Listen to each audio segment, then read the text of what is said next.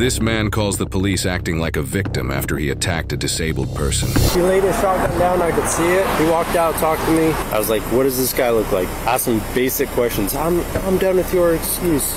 I was like, look, man, I'm just trying to figure out what's going on here. Does this mean I get to use my shotgun? This is the Columbia County Sheriff's Office. We're responding to your call and need. If you could please walk out here and speak with us. This is the Columbia County Sheriff's Office. Drop the weapon and come out here and speak with us, please. I got eyes on him. Yep. Drop the weapon. Sir, drop the weapon. Drop the weapon. Sir, drop the weapon. Sir, drop the weapon, please. Walk out here. Thank you so much. Are you armed with any other firearms? Okay, thank you. Jesus. Tell him to come outside the fence. If you want our help, come outside the fence. Sir, can you come outside the fence? I'm going to, but I really wish that person would have a firearm. Okay, well, you were carrying one, so... I don't care what he wants. You saw me set it down. Tell me, if you want our help, come outside the fence. I don't want your help, sir. You guys called us. Do you not want our help? Do you want our help or not? Turn it 1316. Turn it. Do it again. Appreciate it. You can put your arms down. Thank you. What do you want? Can I go get water? I take high blood pressure medicine and my mouth is really dry. Do you need law enforcement's assistance or not? Somebody pulled a gun and tried to... Everything 77, he put the shotgun down. We're speaking with him now. You're the law enforcement. Who is it? Who is it? Who's the person? His name's Mike. He's driving a U-Haul. That's all I know. I don't know. Is it your U-Haul? I moved here 16 days ago. Is it your U-Haul? I'm going to start this conversation. You're a smart man, right? You've got a gun and you're pointing it at me. Let's go. Okay. The guy's name's Mike. It's a U-Haul. He pointed a gun at me and tried to kill me. Would you like to fill out a statement? You can lift 33. Okay, give him a statement to fill out. Ask me that. I don't know this. But somebody pulled a gun on me. Come fill this statement out. Great. Come fill this statement out. I don't write. I'm illiterate. No, do you have the I cannot fill anything out. Do you have I'm sorry to help you fill it out. Sir, I'm going to do whatever you tell me to do. No, that's not how this works. Would you like for her to help you fill this out? Well, I'm really feeling... Could we get a supervisor here? I am the supervisor. Well, I'm feeling really bad because somebody pulled a gun on me and I'm scared for my life and I don't know what to do. We're trying to help you. And I feel like you're being an asshole to me because you pulled a gun on me. Because you're drunk and you're not cooperative. I'm not drunk. I can smell it on you. I stayed up all night. Drinking? What's that? Drinking? No. I drank last night for dinner. It's probably still on me, but I don't have a toothbrush. Gotcha. So I haven't brushed my teeth. Would you like for us to help you fill this statement out? No, but I'm really sick and tired of you. Okay, would you like for us to help you fill this statement out? What would you like to do? I'm going to keep calling 911 until I get somebody that's not a prick like you. We're here now to solve this problem. You call 911 again, you're going to go to jail for misuse of 911. So you can either fill that statement out, she can help you. It's all on camera, this guy pulled a gun on me. Okay, so you guys know, it's all on camera. Do you want... I'm getting interrogated by this guy. I'm not happy right now. This man is making me unhappy. He's making me feel uncomfortable. Sir. What would you like from me? I think I need to talk to somebody else. This man right here. Tell me what you want. Sir, what's your name? My name is Bryce. Bryce, okay, hello. Do you want me to help you fill this out? I do. Okay, absolutely. I can help you. I'll write it. You just tell me what happened, okay? I want to start...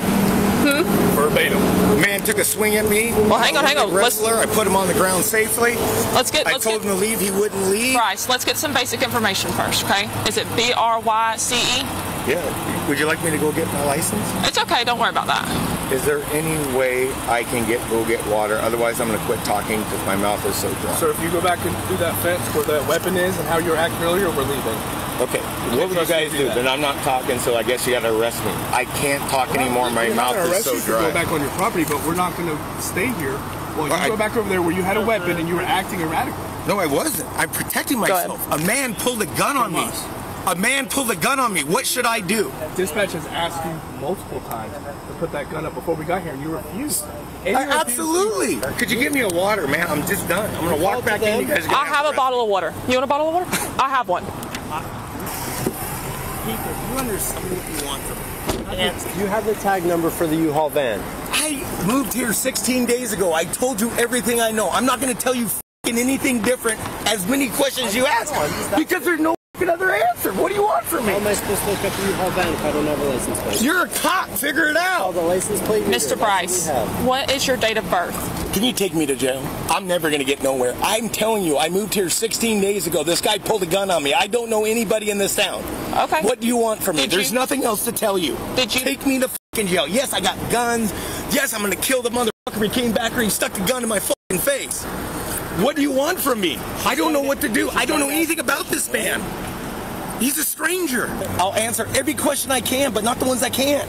What's wrong with you people? We're not you guys are educated. All I'm right. telling you in English. So Everything I know. Ask me anything Bryce, about Bryce. except about the man. Bryce, 16 days ago you bought this place, correct? No. I'm in the middle of a purchase, but unless you're an attorney and a real estate agent, you have no business with what I'm doing with the buying of this place. I actually know the owners of the Marine Village. Call them up. And Call 'em up. my thing is I'm trying to get the story from start to finish. So you're in the process of buying Call this. Bob and Carol up. I can't wait for them to get here. I didn't want to involve them. I'm taking care of matters myself. What do you want from me? Okay. I can't answer anything about the man that pulled a gun on me. So what was the man doing here?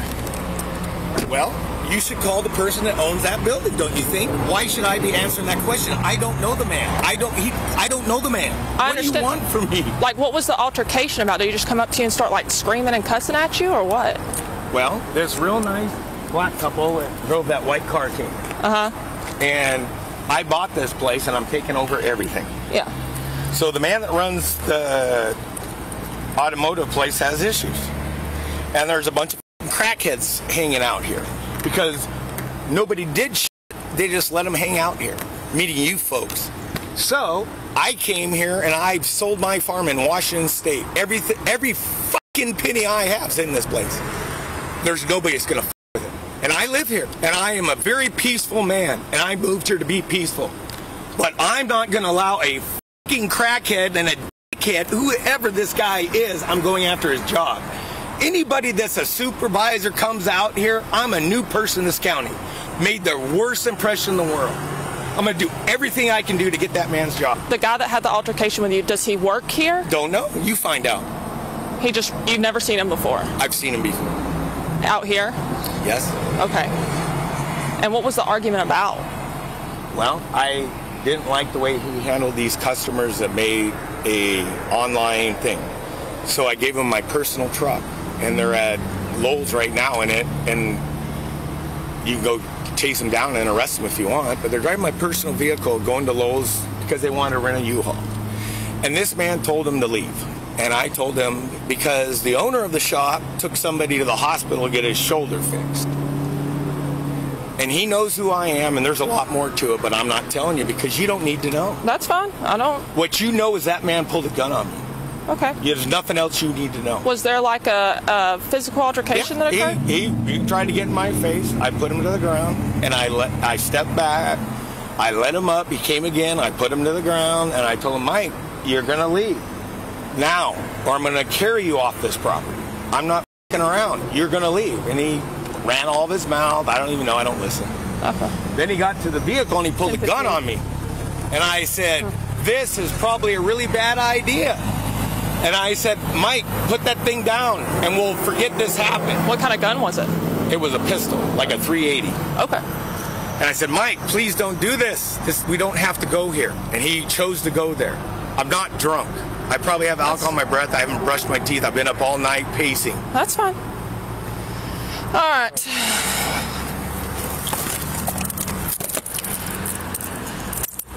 Hope this while double lock. Am I arrested? You're being detained right now Okay, what am I being detained for? for us to do our investigation. Okay, so is this just for your safety you're doing this? Could you communicate with me? Yeah, absolutely. Give me 1 second. So the reason why I detained you is because during your story you said that a physical altercation occurred in which you laid your hands on him.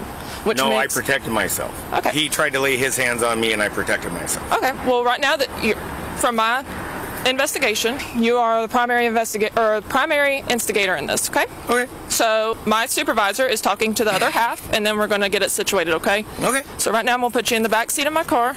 Do we have to do that? They're so uncomfortable. You can sit sideways. That's fine. Can I explain something real quick? Nope. It's going worse. I'm just telling you, folks. That's perfectly fine. So I have medical issues, and you guys are going to put me in life danger. Do you need EMS? Yep. For what? They'll find out when they get here. All right, You we'll put me in sit. the back of this vehicle. What is your concern? Come on. I'm asking for medical help. I'm getting that. Sit. You need to sit down, though. Your stuff. Sit down. Scoot back.